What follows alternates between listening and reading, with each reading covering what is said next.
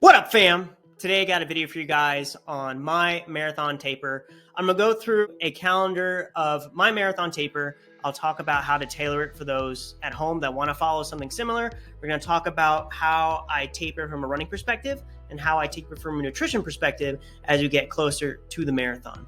Now, the taper is all about supercompensation. Check out a video I have here up in the corner after this video of the supercompensation principle. Basically, what you're doing is that you're reducing quantity, but not necessarily quality, to allow your body to supercompensate and come back the strongest it's ever been to get ready for that marathon. And there are certain ways to do it, and people may do it differently, but I'm gonna tell you guys how I do it. Quick disclaimer, make sure you guys are cleared by a qualified healthcare provider before following a plan like this, and especially the diet part, and you're probably good to go. Let's get to it. Now, a typical marathon taper can be 2 to 3 weeks. Not shown here, 3 weeks prior probably should have been your last longish run of 20 plus miles. Now, if you see here, I train by time, do another topic for another video on training by time. I just find that it works a lot better for me. But Sunday the 19th, the week before this, I had a longer run than what was here. It was about maybe 220. But Sunday the 19th, I did a 2-hour, 10-minute run. It was a marathon pace type workout where I did 9 miles easy, 8 miles at marathon heart rate, and a 1 mile cool down. I train by heart rate. I'm a big heart rate guy. Separate video for that as well. Monday, from the hard effort on Sunday, I did an 8 by 1 minute fart lick within an hour of running just to keep the legs going, keep the legs fresh, to bridge the gap between workouts. And in the PM, I did a 30 to 35 minute easy run. Tuesday, I do a midweek long run. I did 90 minutes. Wednesday, I did 65 minutes easy with strides. You can do 4 to 10 strides, depending how you feel that day. Always go by feel and recovery. And in the PM, I did 30 minutes easy. Thursday, I did 65 minutes easy. And then Friday, I did 5 by 1 mile at tempo heart rate with strides, about 6 to 8 strides. And I lifted. Now, this is my second to last heavy lift. Link up in the cards of the kind of lifting I did. It's an older video of mine, heavy lifting in the gym, where I'm doing heavy weight, low rep with full recovery, at least 90 seconds between each set. And then in the PM, I ran 34 minutes easy. And on Saturday, it was supposed to be an hour and 45 minute long run, cut back from what I did the weekend prior, obviously, because we're tapering. But it ended up being an hour and 52 because I went a little too far. But that's okay. And then some strides towards the end just to keep the legs fresh.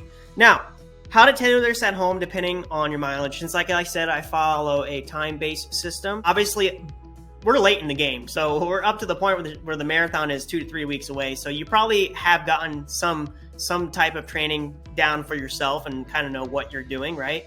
So if you're not used to doubles, obviously don't do doubles. If the amount of time spent running does not equate to your mileage, if you're following a mileage system, then cut back a little bit. Cut back a little bit on the runs to mimic your mileage system if you are not a minute system. All of this is just about, times on your feet, supercompensation, and yeah. All right, week 2, on the 26th, I did 1 hour easy with strides, and in the PM, I did 35 minutes easy. On Monday, I did 6 by 3 minutes with strides, again, 4 to 10, depending on how I feel, at tempo effort, same as Friday, and 33 minutes easy in the afternoon. All the workouts do have warm-ups and cool-downs. I've been here from 10 to 20 minutes, depending on how I feel for that day, drills and strides and stuff like that before I get into the workout. Tuesday, midweek long runs, notice that's a little bit less than the week prior, 85 minutes easy.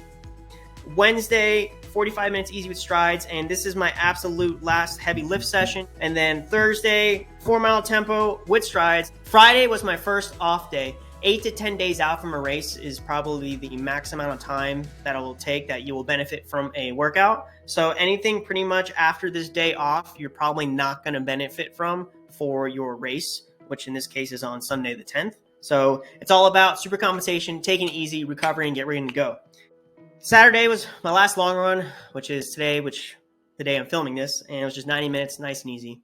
Now, next week, leading into the marathon week, and we're also going to talk about nutrition very briefly.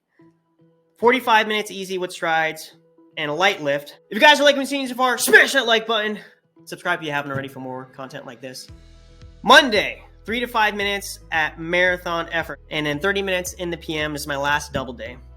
Tuesday, 60 minutes easy. Now, this is where we're going to talk about the nutrition. We're going to have a slowly increase in carbs as the week goes on relative to what you're eating in the day. So you're not like scarfing down a bunch of food as much as you can throughout this week. You're just gradually increasing your intake of carbohydrates, preferably in the earlier in the week, complex carbohydrates like whole grains, brown rice, etc., and slowly cut back on the fat percentage. We're not going to pig out the night before, although we usually do. But the thing is that the human body, the liver can hold about 80 grams carbohydrate, which is probably depleted in the morning.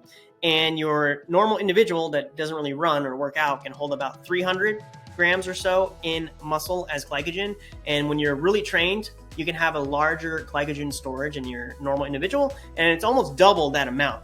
So what I'm trying to get to is that you have to increase your carbohydrate intake leading up to the marathon. You can't pig out the night before. The night before, pasta. Everyone's go-to is pasta. One serving, one box of pasta, there's 8 servings in there, right?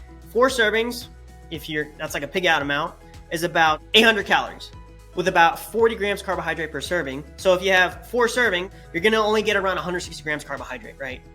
Which you can see is not enough the night before if that's what you've waited for. So throughout the week, you have to increase relative to your total percentage of intake of other macronutrients like, proteins and fats. So you're just increasing your carbohydrate, really. And as you get closer to the marathon, depending on how your stomach responds, you can probably eat more simpler, carbohydrates that digest, like your white pastas, your white rice, and stuff like that.